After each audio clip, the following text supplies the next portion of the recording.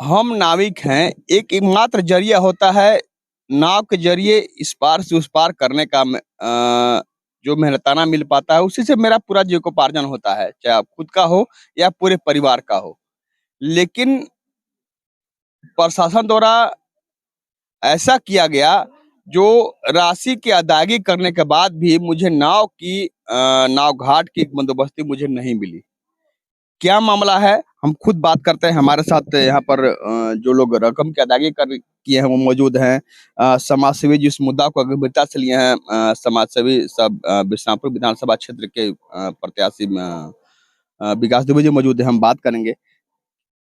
जो निविदा आई थी उसके बाद रकम अदायगी किए थे आप, क्या बात है? क्या चीज का? नाव घाट को लेकर। नाव घाट के लेकर के हम लोग से बिना सहमति के हुआ है। इसमें आम सभा नहीं हुआ है, किसी को जानकारी नहीं है। पहले 27 आदमी का नाम से चल रहा था, अब अभी फिलहाल में 2 आदमी के नाम से किया गया है। और इसमें भरण पोषण सब 27 आदमी के 2-4 आदमी छोड़ करके पूरा श्रीनगर के आदमी रह रहे थे। अब अभी उन लोग वंचित हैं, नहीं हो पा रहा है। हम अमाउंट के लेकर के कि कैसे लेकर के पूरा 2 आदमी के कर दिया है, बीडीओ साहब और प्रमुख साहब। हाँ, आप गए थे वहाँ पर?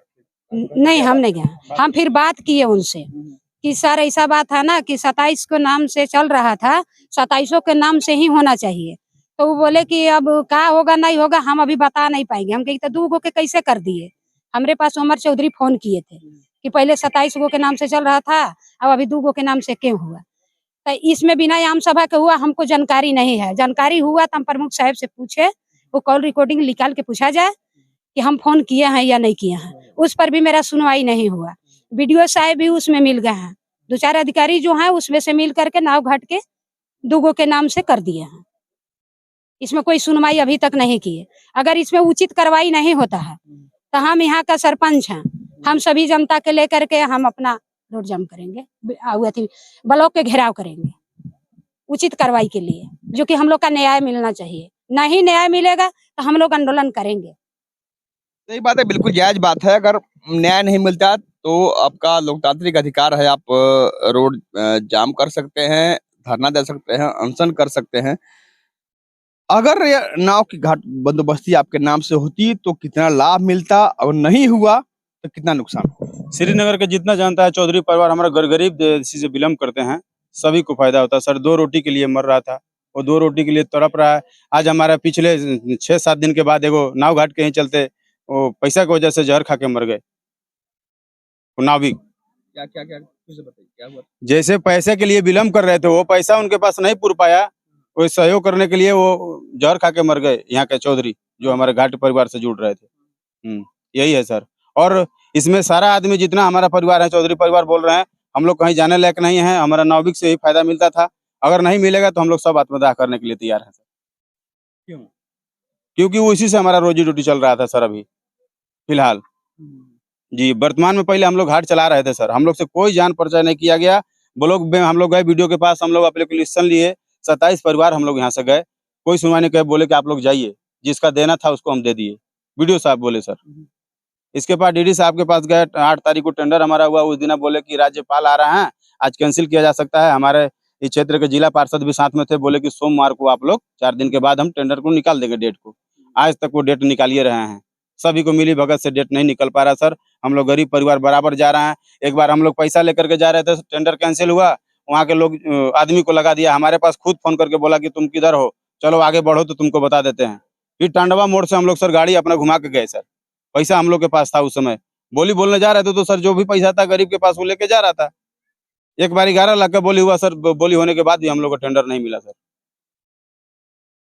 साधारण कोई काम होता है सरकारी लाभ के लिए, तो अगर मुझे लाभ मिले तो सही होता है, लेकिन लाभ के लिए जब हम दौड़ लगाते हैं, एक पंचायत से लेकर प्रखंड से लेकर जिला कार्यालय तक, उसके बाद भी जब मुझे वो लाभ नहीं मिलता है तो कितनी कसक होती है, इसका एहसास उसे ही हो सकता है जो वो दौड़ लगाता है। आप बेशक समझ सकते हैं, जैसा कि इनके द्वारा बताया गया कि एक व्यक्ति द्वारा, एक चौधरी परिवार द्वारा आत्महत्या इसलिए कर लिया गया कि उन्हें नाव घाट नहीं मिली। नाव घाट अगर मिलने का बात यह नहीं है कि हम नाव घाट मिले तो बहुत ज्यादा हम रकम का उपार्जन कर लेंगे, ऐसी बात नहीं है।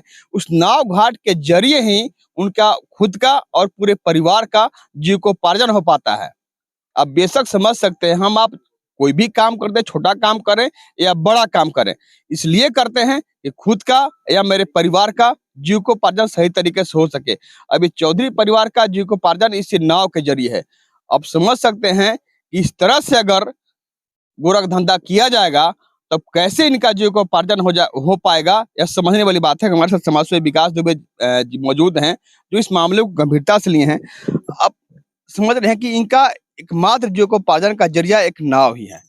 इस पार से उस पार अगर किसी को करते हैं, जो थोड़ी बहुत रकम मिल पाती है, उसी दिन का खुद का और पूरे परिवार का पेट चल पाता है। कि मार्च में जिला परिषद के द्वारा ये घाट का संचालन किया जाता है और नियम यह है कि हर वर्ष टेंडर प्रक्रिया के द्वारा इसका व्यवस्था किया जा रहा था।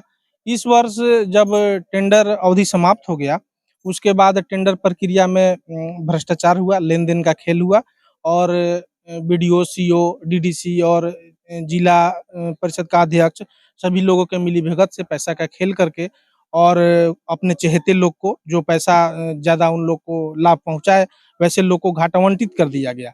नियम तय ये होना चाहिए था कि अगर टेंडर प्रक्रिया में किसी तरह का विलंब होता है, कोई व्यवधान आता है, तो गाँव के आम सभा के द्वारा इसमें ग्रामीणों के सहमति से इस घाट का संचालन होना चाहिए था।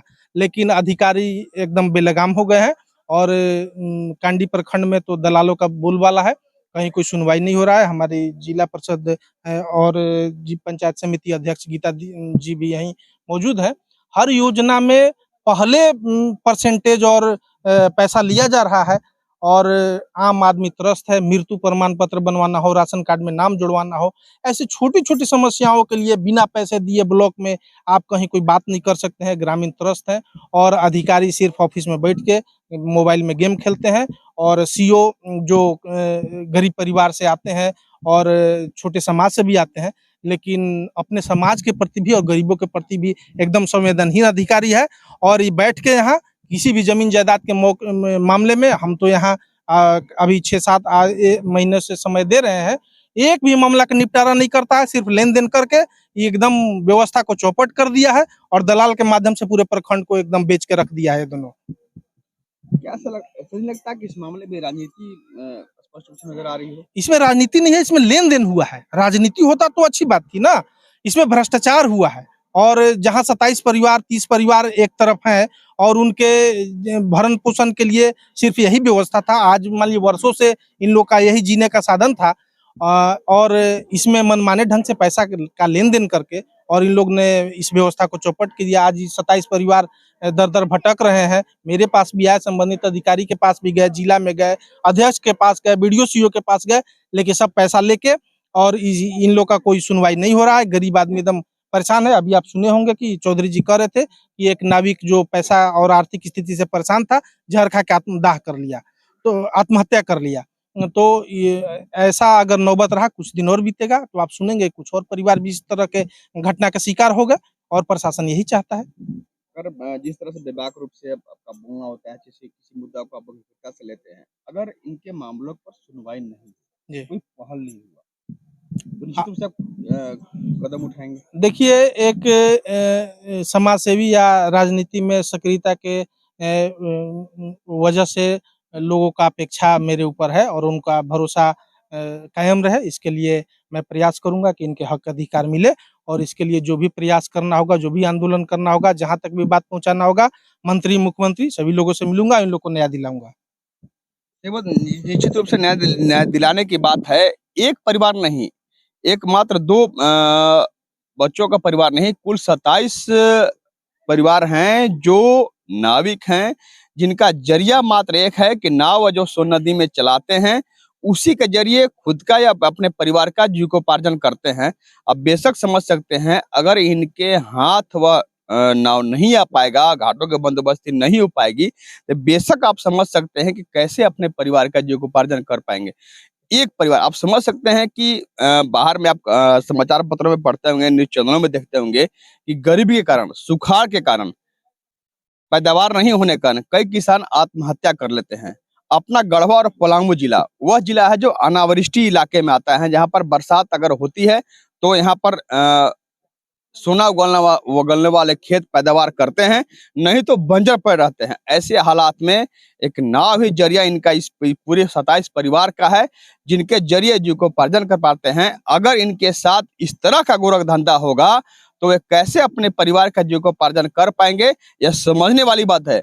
दिल्ली शिद्दत से अगर कोई समझा है तो समाज सेवी विकास दुबे ने समझा है। अगर इस मामले पर पहल नहीं हुई, कार्रवाई नहीं हुई, इनके हाथ और बंदोबस्ती नहीं आई, तो आप समझ सकते हैं कि यह मामला कितना आगे जाएगा और क्या पहल होगा। निश्चित रूप से समझने वाली बात है और होनी चाहिए, क्योंकि इनके परिवार का एकमात्र जरिया वही नाव। धन्यवाद।